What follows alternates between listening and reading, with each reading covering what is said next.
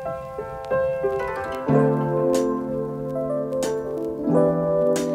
Tuesday with Toya.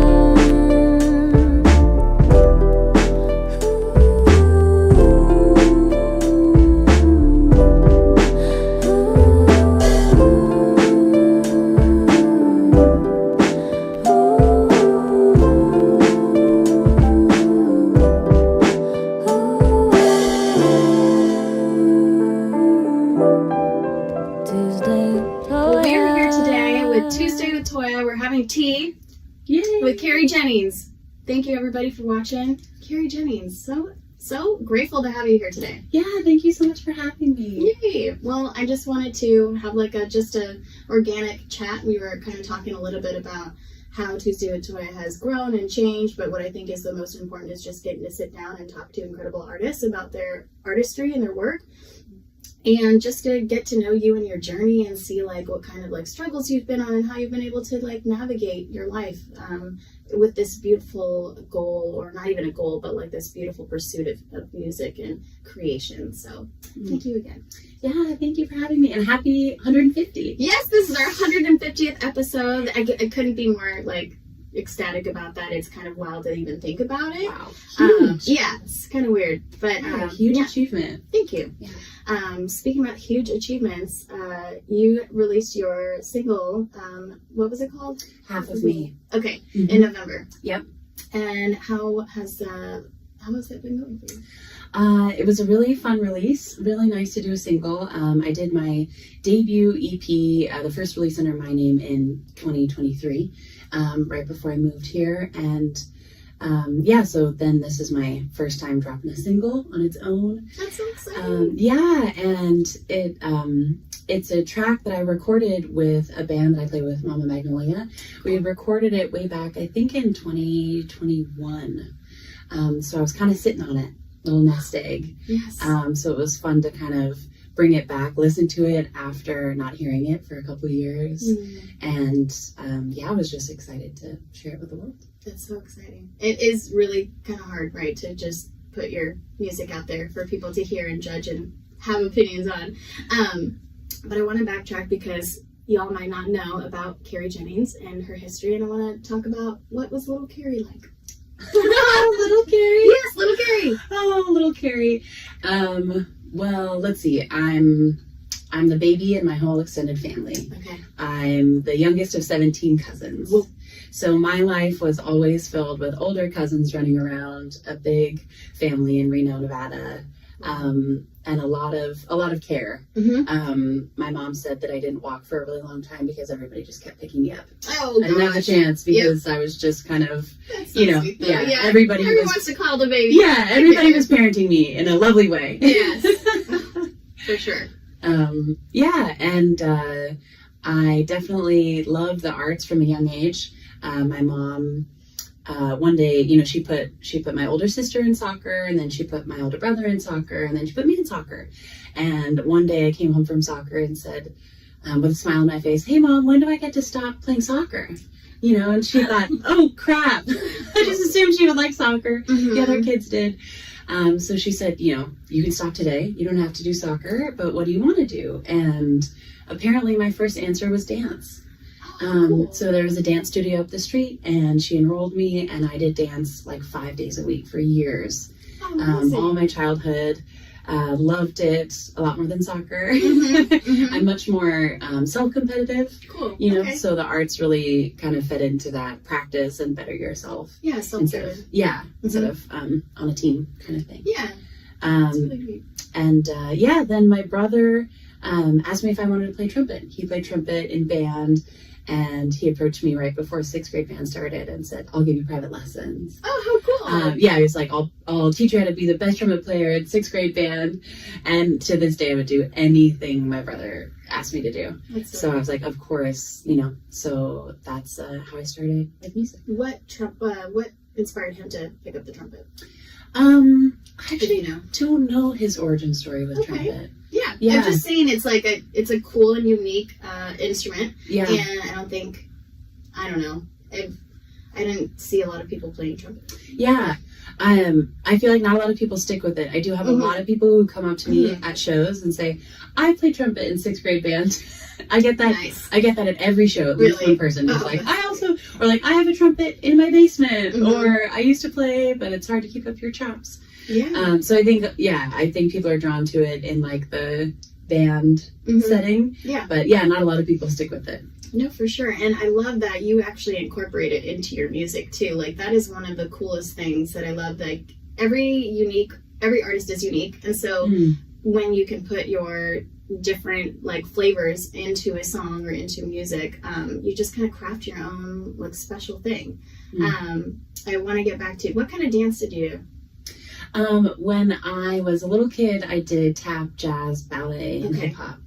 And then I actually studied North Indian classical dance for a long time in college and post-college. That's really neat. Yeah. Did you ever travel and do that as well? Yeah, I performed with a touring dance company, Leela Dance Collective, and also worked for them as an employee. So yeah, I did that for about 10 years. I studied Kathak dance from North India. That's so neat. Yeah. I just love her culture, and I love definitely the dance that I see, at least in, Bollywood films and things like that. So that is so cool. And how did that drive your music interests, especially in relation to trumpet? Because I don't feel like there's trumpet in any classical, like, you know what I'm saying? Totally. Like, no trumpet. No. Well, I mean, not trumpet in an orchestra setting, but maybe not in for sure. I think it was interesting. A couple of things coincided at once. When I was studying classical trumpet at University of Denver, about halfway through my degree, I got punched in the face when I was studying abroad in Brazil and had kind of an identity crisis because I couldn't play trumpet.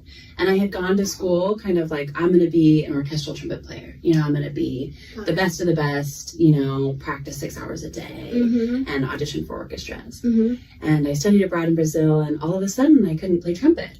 And, lots of tears. And then I started going out to samba clubs, and I thought, well, if I can't play trumpet, I'll dance. Because I'd actually quit dance to start trumpet in middle school. Wow. So I started dancing again and was like totally fell in love with my body and the expression of art through dance. Wow. Came back to school and wanted to learn more about ethnomusicology because I loved how in Brazil, samba is both a music and a dance. And when you go out to a samba club, there's never dance without music, and there's never music without dance. It's like so connected. And I came back to the United States and I thought, I've been studying classical music my whole life, and like, I don't know anything about the dance form. Like, I don't know anything about the physical embodiment of this art. I want to learn more about people who study dance and music together around the world. So the ethnomusicology professor at DU, Dr. Sarah Morelli, became one of my most important mentors and is a Kathak dancer. So that's how I got into Indian classical dance and music. It was really her, and meeting her and seeing how she lived a life as a dancer and a musician, and learning about that world. And at the same time, I also started playing in funk and soul bands in Denver and kind of started branching out into the more independent music scene. I was like, I want to play shows, like one orchestra concert a week isn't quite enough. So I started playing in bands. I started playing with Wes Watkins in like a 19-piece funk and soul band. Wow. And with Mama Magnolia, a 6-piece indie soul band. And that kind of set the tone. I kind of went from classical trumpet to playing in bands and dancing. I just love how like this circular movement into dance and then back to trumpet and then back to dance and trumpet. It's so neat. Always moving. Yeah. I'm like never quite knowing exactly what I'm doing or why, but it always feeling right in that moment. That's great. Yeah. It sounds like, you seem to have like, I mean, when I see you perform too, you have this really great magnetic presence, but you're very in the moment. And so I think that kind of relates to, I mean, there's, I think a lot of what you're saying too, I'm thinking about the relationship of music to the body, and so how it moves through us, and how it affects us. And so you kind of like, especially when you see musicians who maybe don't like feel it as much in their body, like I've had issues with that. And so I think about how better it feels when you can feel the music in your body, and Yeah. the way that you perform definitely relates to that. Mm. So that's really interesting. And now too, I'm wondering, I'm like, is there a way for you to like fuse your dance with your trumpet playing, with your like, Yeah. because you play the keyboard and then you pick up the trumpet after a loop, like it's just really neat. Yeah. Thank you. Yeah, absolutely. So I'm wondering where to go with this. There's so many really cool avenues. When you think about your relationship to music, how do you see it, and not knowing maybe where you're going, how do you find, like, what's the thing that you love the most about creating it? I love how creating art brings you so deeply into the present moment. I just love that it kind of, for me, it functions as a mindfulness practice, because you have to be right there. You can't be thinking about the note that you just messed up. You can't be thinking too far in advance, or the whole flow will get messed up. It's like, man. it draws you into the present moment in a really beautiful way. Yeah, it sounds like performance is definitely one of the areas where you kind of like, I mean, Yes. you thrive and feel like the most, like, whole. Totally. And, my parents would always joke, like, especially being the last child of so many, they'd be like, okay, kids, like, get up on the, on the fireplace and do a little dance, or, entertain your grandma, or do a little tap dance. And so I was always like the kid who was first to jump up and entertain the family. And, I love that about my time in dance. My dance mentor, Amanda, she ran this dance school, and we were, a pretty small, modest dance school in Reno, Nevada.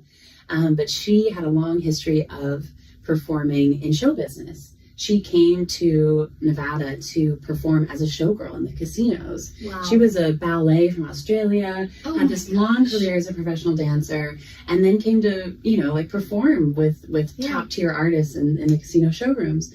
So our end of year recitals were at like Harrah's and the Grand Sierra, like all of these casino showrooms with full lighting and costuming. We do a week-long tech rehearsal. And, it was like I, as a little tiny kid, got to be on like a huge stage, and I think that was had one of the biggest impacts on me to one, develop a love of performing, and just get so much experience that was so low pressure. I got to perform all the time, multiple times a year, and she would do all these incredible, like professional level programs. And I was just a little kid, so I wasn't worried. There were no high stakes, and I just got to perform and learn how to find that kind of feeling of being at home on the stage. That is really neat. Conversely, I feel like there are a lot of kids who get self-conscious, right? And they don't feel amazing on stage. How did you get over, did you ever have stage fright? I never really did. Yeah. I took naturally to it, I think. And then that kind of built on itself. Yeah. I loved performing from a young age, and then it was always something I looked forward to. That's really neat. Yeah, because it is a good feeling when you feel confident, I think, and when you're able to feel, it's not even always that you have to be perfect or do it well, right? Just feeling like confident about doing it and being up there. I mean, there are a lot of kids, especially, I think, they're scared to do it, but then they do it and they're like, oh my gosh, that felt so cool, I want to do it again. Yeah. And so I think too, there's always a good idea in pushing yourself a little bit, even if it is outside of your comfort zone, to kind of take that on. And then on the other side, sometimes when you have a bad experience, right, it's not so easy to get back on stage. How was it for you, just thinking about your trumpet playing experience, how was it getting back into trumpet playing after having to heal from that punch in the face?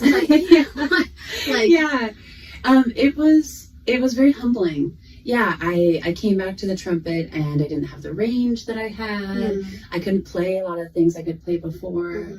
And so when I auditioned back into the trumpet studio, you have to audition every quarter to get your chair. You kind of like stack up against your colleagues every quarter. And I came back and I auditioned, and I placed last in the trumpet studio. You know, I was a junior in my undergrad, and I came in like playing with all the grad students in orchestra. And then all of a sudden I'm more than halfway through my undergrad degree, and I'm like last chair. I didn't make orchestra. I had to play with all the freshmen. You know, it was like a huge blow to the ego. Oh wow. And I remember that being a really important time for me to determine, why am I doing this? Yeah. You know, like, do I only do it because it feels good because I place high and then I have this ego boost? Like, is this an ego trip? Am I in it for the art? How does this feed me? How does this nourish my soul? And that was the same time that I kind of, the river curved, and I found music and community in other ways. Yeah. So I always joke that getting punched in the face was like the best thing that happened to me. Oh my gosh. It was so hard, but it changed the whole trajectory of my life. I mean, so many things do. Yes, you never know sure. what relationship or what moment has an impact on you. But I tell that story often because it was something so terrible, at the time, and it just felt so awful, and it turned out to be such an incredible thing. It is interesting, right, that things come to us or happen to us, and you're like, this is the worst thing that's ever happened in my life. And somehow something beautiful grows out of it. Yeah. That's really insightful. Yeah, it pushes you in a way that you might not have been comfortable pushing, or opens up something that was kind of, locked shut. Absolutely. And so tell me about your move from Reno to Colorado. What was it like for you getting into the music scene in Colorado, and what's it been like moving here? When did you move here? About a year and a half ago. Okay. Yeah, summer 23. Yeah. I'm in the honeymoon stage. I still love it. Yeah, I love it. No, it's great. Yeah. I mean, I love it. So. Well, yeah. I don't think it might be biased. But yeah. I don't think it's a honeymoon stage. But, no. Yeah. So I loved moving to Colorado. I love Denver. I love the Rocky Mountains. Beautiful place to land. And similar to Reno in a lot of ways. Still kind of West Coast vibes. And I spent 13 years in Denver. Loved it. Loved the community there. The music and dance communities were amazing. And my husband Thomas and I were just kind of ready for something new. So we were looking at all the different cities we would want to move to, knowing that an urban area is helpful for our industry. And we had actually toured out here with our band Mama Magnolia many times. Kind of every year we made our way up to the Pacific Northwest at least once. And we just always had a great feeling about this place. Yeah. So when we were looking at where we could move, we were thinking, geographically, where do we want to be? Where's a lot of our family and friends? We have a lot of people out here we're really connected to. Yes. And I also really wanted to be by the water. Yeah. I'm a water baby. Oh, cool. Me too. I loved cold plunge. Oh, wow. And, Yummy. That's fun, though. That's really great for you. I hear it's really fun. I mean, I hear it's really beneficial. Yeah. It sounds like definitely like a shock to the system. Yeah. I mean, it's great when you can do it with like a sauna or hot water nearby. That's awesome. That makes more sense. Yeah. I don't have that as often out here, but good. we were just excited to get to know a new region, and we just love being surrounded by water and getting to know the music and arts community out here. Everybody says, like the Seattle freeze and everything. People have been so nice and kind and open and welcoming. Great. And, I think that artists just in general we're scrappy. Yeah. We're figuring it out. We're doing a lot with a little. Yes, a lot with a little. And true. we're already so attuned to the fact that people matter most. Yeah. Like none of us can do any of what we want to do without the people. So I felt that care come through, regardless. Oh, that's good. Yeah. I think music is so collaborative. I mean, you can write it alone, but then when it comes to performing or sharing it with the world, there's the audience, there's lots of ears and perspectives, and all of that changes maybe what your art was intended to be. How has your music writing changed since you moved here?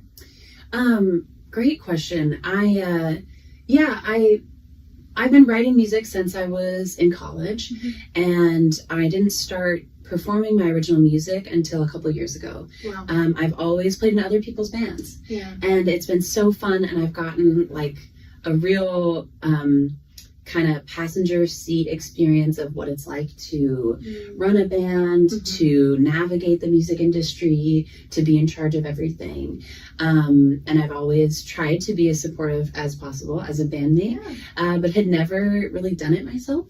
So as soon as I started performing solo, I kind of saw my songwriting from a new perspective. I'd always just written because I never performed. I just wrote. So I wrote and wrote and wrote, and it was mostly like my own therapy. Yeah. Like I write songs when I'm upset. I write songs when I'm overwhelmed with joy and love. I write songs when I'm sad or confused.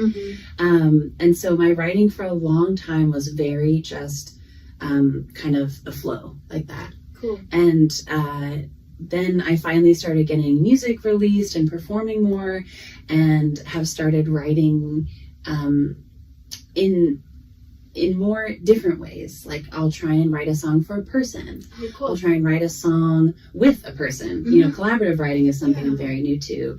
I'll try and write a series of songs that have a certain feeling or tone, whereas it used to be kind of just one-off, whatever I was feeling in the moment. So a little bit more intentional maybe, and challenging yourself in like specific ways to write. That's really cool. I also started this project called Song in a Bottle, where for about 6 months at every show I had this little bottle and a little message that said, and little slips of paper, and it said, if you have something you've always wanted to turn into a song, either an experience that was really important to you, or your little nugget of gold or wisdom that you would want, to be shared with the world, write it on a slip of paper, put it in the bottle, and I'll try and make a song out of it. Oh, how cool. And I'd never done anything like that before, ever. I didn't know what I was signing myself up for. I collected all these things, and I was like, oh my gosh, what are people going to write? Like, what's going to happen, And I kept, I would say,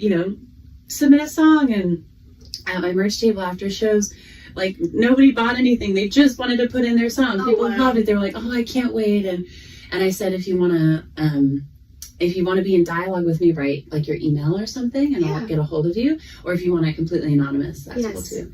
So I collected for a long time, and then I did a writing retreat, and smashed open the bottle and read all the prompts. Wow. And oh my gosh, I cried, I laughed. It was amazing. That's incredible. And so I have a series of songs now that have come from all those topics. So I'm excited to be working on those to release hopefully this year or next. Yes. Okay. Yeah. And to kind of explore writing in a really different way. That's so neat. Yeah, I love that. And so what inspired you to start the solo project? What inspired you to start playing solo? Gosh, what a great question. I think it kind of was I had space all of a sudden. A lot of the projects I was playing with were taking a break from playing. Okay. Some of the stuff I was doing with dance had a break. I just kind of all of a sudden found myself with a little bit of time. Okay. I think right out of college, I just took the approach of say yes. Yeah. I got a horn section together with one of my dearest friends, Sean, and we promoted ourselves as a for hire horn section. We're like, we'll play with any band, we'll arrange all the horn parts. So we just kind of gigged like crazy. Anytime the phone rang, we say yes. We did it. And then finally I got to a place where I thought, I've had so much fun, I've met so many people, but I really want to do the music I want to do. And I have so much to say musically, and I've always been helping other people, fulfill their vision, and I really have something I want to say. So I think it just kind of all coalesced, and I had the time and space to do it. Yeah, that's really neat.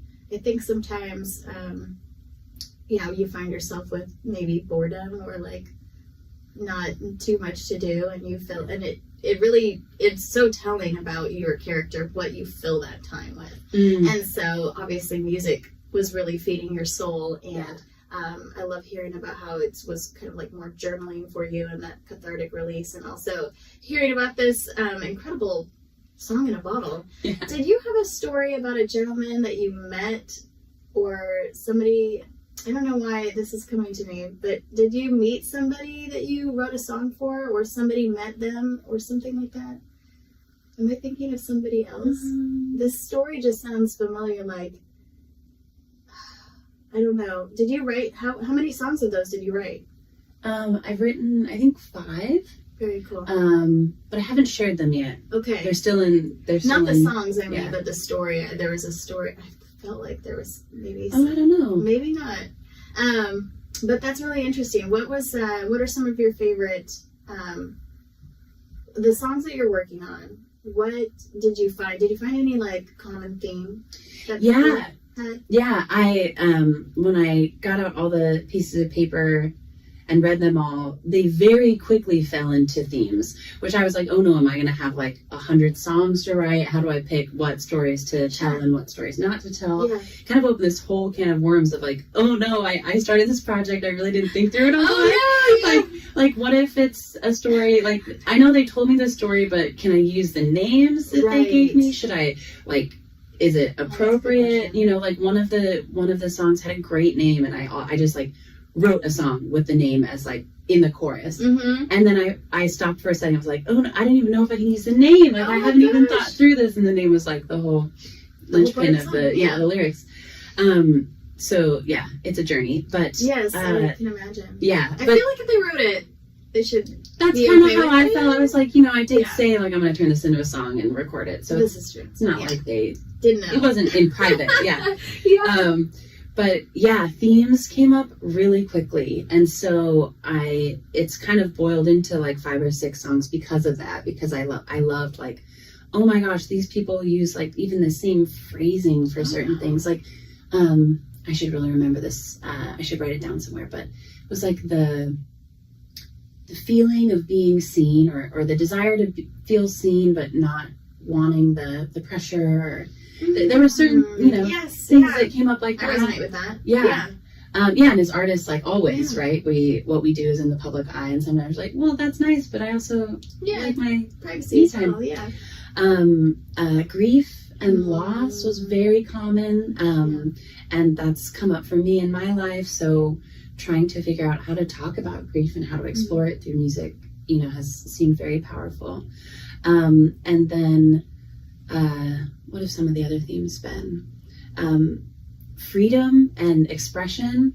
A couple really beautiful, heartfelt notes about finding their people and their community, coming out and moving to Denver and feeling like they were more accepted for who they were. And, that's great. And it's really crazy to write music about things that other people feel. And it really opened up my writing process, because I'm spending so much more time thinking about how to honor the way I imagine someone might feel in that scenario versus it being so much about my own feelings. And it kind of allows me to explore musically different things. And it's a little less, just a little less personal. Sometimes you get so stuck with a song because you're like, it has to reflect exactly the way I'm feeling. And I can't quite, put a pin on it. So it's been a very freeing experience for writing. Wow. Yeah, that does sound really exciting to be able to not, again, the pressure, feeling seen, right, or being seen, but not feeling the pressure of like having to be a certain thing or a certain way. Yeah, it's almost like you're a vehicle for somebody else in that experience. Have you been able to reach out to people who've given you song prompts, or not yet? Okay. Yeah, I'm just kind of ruminating on the songs. I want to get them to a place where I feel really good about them, and then I'll kind of revamp the project and kind of bring people in and talk about it. That's really cool. Yeah, that's going to be an awesome thing to look forward to.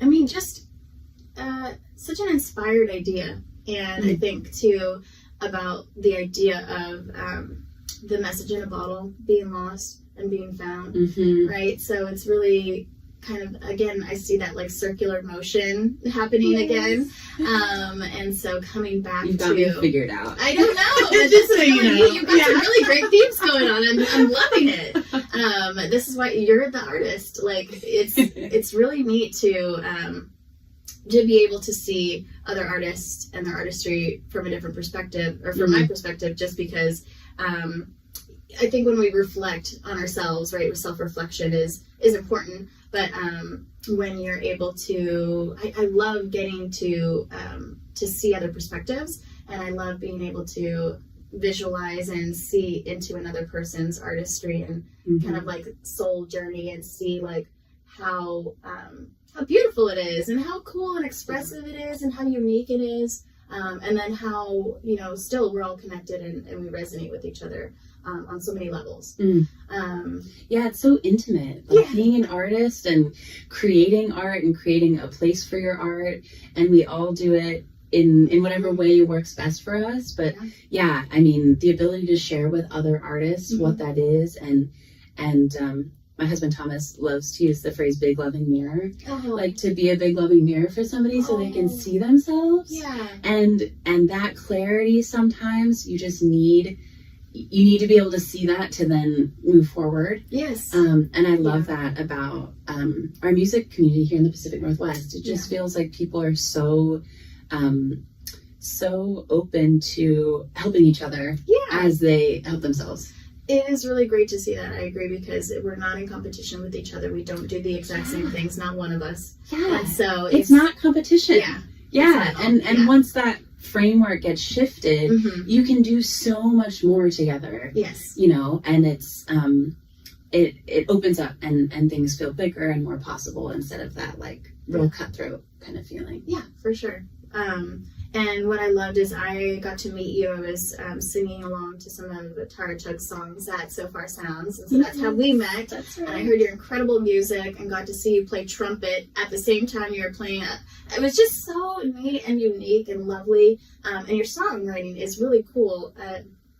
It has like these really great like jazz flavors in it, and also just this very sensual side to it, and also very quiet, but it builds. And so you released a single called Bothered. It looks like that was maybe your first single that you released from an EP. And then you had Bothered, Adored, Maybe, which I really love all of them, and then Funny. And all of them have such great stories in it. Tell me about that project and what that was like to create for you. We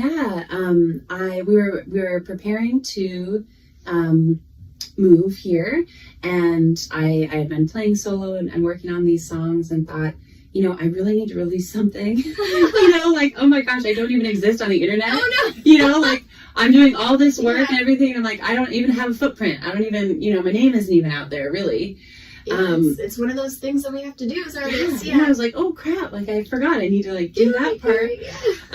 So I decided to get like just my favorite people together and record an EP. And so Kevin Matthews, who was actually the best man at our wedding, Thomas's best friend, he built a recording studio, and I came to him, and he actually has been very supportive of my work from the beginning. And he had been bothering me like, Carrie, when are you gonna do your stuff, you know? And one day he asked me, and I said, like, let's do it. You know, like, amazing. You know, sometimes you just need that person who's like, you know, keeping you accountable. For sure. So yeah, I said, okay, Kevin, let's do it. And then we got, of course, my husband Thomas on guitar, Sean Dandrian on bass, who's one of my favorite bass players of all time. And we recorded the 4 songs in a couple days with the band in his space. And then Kevin worked with me comping vocals. To my heart's content, which is such a joy. You know, when you're not like paying by the minute at the studio, and you can like really sink in, especially because I hadn't recorded vocals in that capacity. So to feel intense. And you can't like get into your head, and some days are great and some days are not. And of course you wake up with a scratchy throat when you're doing vocals because you're stressed. And it didn't work for the track, but sometimes it does. You never know. And that creating a safe space where you feel like you can like Kevin was the drummer and recording engineer and producer of the EP, and he was able to move between those roles so effortlessly and help me find that safe space to be like, nah, you can do it, you can do a better take. Or like, I love how you did that, but this note was flatter, you know.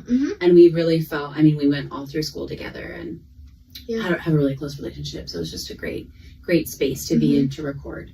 And those songs all kind of came out of the 10 years I spent after college, just being an artist person in the world. And yeah, each one kind of has its own little story. Yeah, they're very unique in their own ways, right? I like how, I mean, it very much feels like a collective project because you've got like the same artists on the instruments, and the sounds, right, are very cohesive together. But yeah, the stories are different, and I just, yeah, I really. What was your favorite track to get to like put out into the world? Wow. Where you're like, I'm so glad that like people get to hear this now, and I get to share this. Oh, you're full of great questions. I'm not surprised, but yeah, it's great. It's okay, no pressure. I would say the track on that EP that was the most exciting, or maybe that I'm the most proud of, is the one that's been listened to the least, which I think is funny. It's called Funny. It's called Funny. It's funny. It's the last track, and I mean, it was Kevin's favorite song. So of course, when you're working with collaborators and somebody loves something that like sticks with you, you're like, oh, they like it. Yes. Yeah. And I remember him saying, like, when I showed him I showed him like 20 songs to record, and we picked those 4. And right out the gate, he was like, Funny's my favorite. Like, it's a vibe, and I love the lyrics. Yeah. And it was a song. Very smart. Yeah. Well, it's a song that I wrote during the pandemic. And so we were recording it kind of right after that. It felt very of the time. Yes. And it was the slowest, most mellow, which is something I'm really trying to lean into. Yeah. I'm really big on the slow music movement, and like finding calm and a way to slow down in the world that is like encouraging us to go faster and faster until we implode. Yeah, right? Absolutely. So it was really nice to record something that I felt was really had that spirit in it. Yes. And my other favorite part about it was when we recorded the horn solely in the middle. It was one of the last things we recorded instrument-wise in the studio, and Thomas and Sean had both gone home. It was just Kevin and I in the studio, like 2 a.m., right? One of those. And he's like, just do another trumpet take. Yeah, I'm loving this vibe. Do another one. And I just played horn over that same little section over and over and over, and we just kept having all these crazy ideas, and he and I were just like working in this way that just felt so effortless. And so that horn solo kind of came about, and it was all flugelhorn and all those takes that we kind of wove together. Oh wow. That's fun. So yeah, I think that was the part, especially from a recording process, it was the most rewarding. That's really neat. Because recording and putting all the pieces together can be kind of daunting, or just like creatively kind of squashing sometimes when there's too many takes, right? Or there's too many things to sort through. Yeah. I think it kind of just depends on the team you have around you, the sentiment that you're trying to get across, right? And what your editing process is like, because editing for me is like one of the things it's a lot of work. And and so it's really great that I love how that project sounds like it came together in terms of coming up with all of these different songs, whittling them down to 4 songs, following your calm, like trying to find that piece that what you really wanted to communicate that maybe isn't really celebrated as much in the music communities. I think not even communities, but in terms of like radio, I think. I mean, it's like not marketable, right? Sure. It's not catchy. It doesn't grab you. And I think that's been funny. Funny. Oh my God, gross. To see like, my streaming numbers, right? Sure. Like of course, like how much does it matter? To me, not that much at this point. But they're not paying you enough for it anyway. Yeah. Like, what am I getting? A cup of coffee at the end of the year. But to see like, oh, this is a track that like it doesn't have that kind of snacky quick thing about it. Oh, and yet like it really matters to me, and I'm glad we put it on, and I'm glad it's there. And the other thing about the record, the EP, I ended up calling it Good Tension, kind of because of that push and pull of like, like sometimes it feels like what you want, you might not get what you want out of it, but you still pursue it. There's like this kind of good tension that sometimes propels us forward. Absolutely, because it's not the destination, it's the journey. And Yeah. so, and also hearing too how you work with your producer, having like a good rapport, but being open to feedback, I think is really important. And how you're able to work collaboratively will give your project like the push it needs, or because it could like also kill the vibe. And so to think that something that was so unique and so special and so unmarketable, right, was so special and has heart and feeling in it. And for anybody who's watching, y'all gotta go listen to it. Good Tension, Carrie Jennings, as well as her other song, Half of Me. But it is just a really beautiful listen, and it does put you in a space of calm, but also Good Tension. I would say that is true, because when you can listen quietly and reflect properly, I think those are the moments, right? We don't take time to rest, and we don't take time to stop and think. Yeah. And so what you just said earlier about like going, and not taking time to just go at your own pace in a world that's so rush. I had a parent saying that to me the other day when I was dropping off my kid. Like, I feel bad rushing them to school and getting them to school on time. And just thinking about like how we as artists are always made to like rush. I mean, obviously it's important to be on time, don't get me wrong. But being rushed to finish a project or to push something. And so I'm a person who does work well with deadlines, but at the same time it is really nice to see what people can create with no pressure, no expectations, and following the spirit of what is meant to be and enjoying it, as opposed to kind of trying to make it marketable or fit it into a certain place or for, you know, I don't know. What it sounds like too is that you made it for you. Yeah. And absolutely. I think that is one of the things that we forget sometimes as artists. If we want to be successful, it is important that you actually do make it for yourself first, because then everything else is easier at some level, because it's something that you believe in and that you're fully like invested in, and that you're present and with that those messaging. That's such a cool experience. Thank you for sharing that with me. Yeah, absolutely. I think we're winding down, but I wanted to see if there was anything. You talked a lot about collaboration and things like that. What are you excited for in 2025? Because we're just in the first month, and oh my God, it doesn't have to be like a New Year's resolution, but yeah, just what are you looking forward to and continuing to do, or starting something new?